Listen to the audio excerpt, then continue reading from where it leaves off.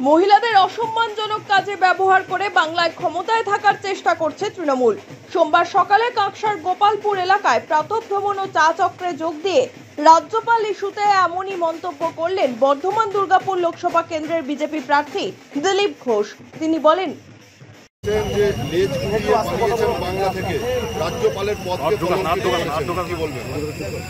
দেখুন, এই যে চক্রান্ত, কনস্পিরেসি, সর্বোচ্চ স্তরের পদকেও বদনাম করার চেষ্টা, এটা কি পশ্চিমবঙ্গের সম্মান বাড়ছে নাকি? কোথায় কোথায় টিএমসিরা মহিলা মহিলা বলল, মহিলাদেরকে এই ধরনের অসম্মানজনক কাজে লাগিয়ে কি হচ্ছে সমাজের মধ্যে, কি তারা মেসেজ দিচ্ছে? পশ্চিমবঙ্গের রাজনীতি মানে এরকম নাকি? মহিলাদেরকে ইউজ করে নিজের ক্ষমতা ধরে রাখবেন আপনারা? কার বিরুদ্ধে? রাজ্যপালকেও ছাড়ছেন না আপনারা। একটা শিক্ষিত ভদ্রলোক, 40 বছর উনি চাকরি করেছেন চিফ সেক্রেটারি হিসাবে। আজকে ভারতে পপুলার যোজনা চলছে, প্রজেক্ট, তার মধ্যে বহুত জিনিস উনি বার করেছেন।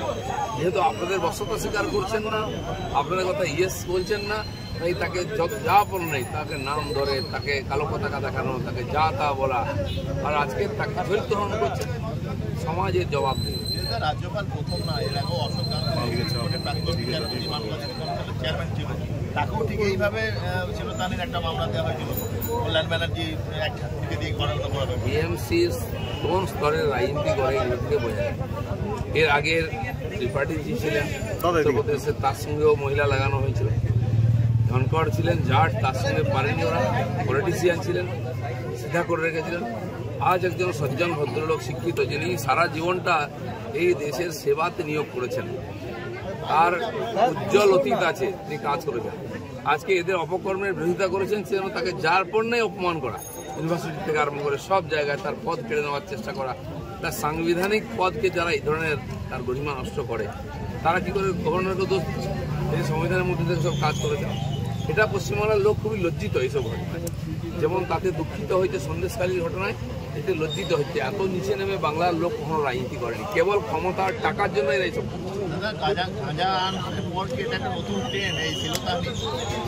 দেখুন, এগুলো নতুন কিছু না, যতদিন থেকে রাজনীতি আছে, ক্ষমতা আছে, মহিলাদের ব্যবহার করা রয়েছে। পশ্চিমবাংলায় এত নিচে কখনো কেউ নামেনি। যারা এই ধরনের রাজনীতিকে নিয়ে এসছে, তাদের স্তর, তাদের রাজনীতির স্তর মানুষের অধিকারকে বঞ্চিত করে, লুটপাট করে বাঁচার জন্য এই ধরনের ভিন্ন কাজ করছে।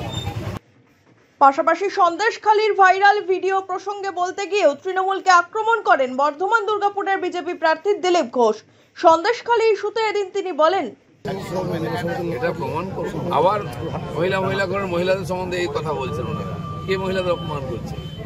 আজকে যারা, ওটাও নাটক একটা, ওখানেও কনস্পিরেসি করা হয়েছে বাঁচার জন্য। 4 মাস 5 মাস লেগে গেল সত্য উদ্ঘাটন করতে। যদি সত্য হয়, সত্য তো ওখানকার মহিলারা বলছেন, একজন মহিলাকে কেনা যায়, দুজনকে কেনা যায়। এই যে হাজার হাজার মহিলা যারা বেরিয়ে রাস্তায় চটি, ঝাঁটা, কাঠি দেখিয়েছেন, আপনার নেতাদের বাড়ি থেকে কলার ধরে টেনে বার করেছেন, পুলিশকে আটকেছেন, নেতাদের আটকেছেন, সেই মহিলারা সবাই টাকা নিয়ে কাজ করছেন।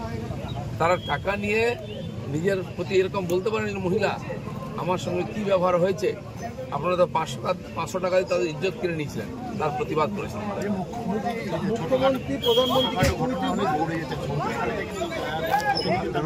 এখন দৌড়াতে পারেন না, পায়ে ব্যথা, তাই মহিলাদের মান সম্মান নিয়ে কোনো চিন্তা নেই। কুকুরে কামড়ে দিলে উনি পৌঁছে গিয়ে বিরোধিতা করতেন। সিবিআই আনো, এখন খুন ধর্ষণ হয়ে যাচ্ছে, কোনো আওয়াজ নেই, খালি ভাইপোর স্বার্থ রক্ষার জন্য। রাজ্য জুড়ে চলছে লোকসভা নির্বাচন। এরই মাঝে সন্দেশখালীর ভাইরাল ভিডিওর ঘটনায় অস্বস্তিতে গেরুয়া শিবির।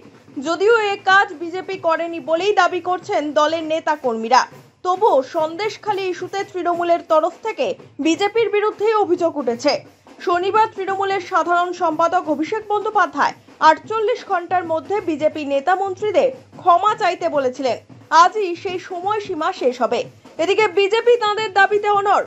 সন্দেশখালীর এই ভাইরাল ভিডিও নিয়ে সিবিআই তদন্ত চেয়েছে পদ্ম শিবির। এবার এই তদন্তে কি উঠে আসে এখন সেটাই দেখার। তবে ভোটের মুখে তৃণমূল ও বিজেপির অস্বস্তি যে বেড়েছে তার বলার অপেক্ষা রাখে না। Bureau report, one India Bangla.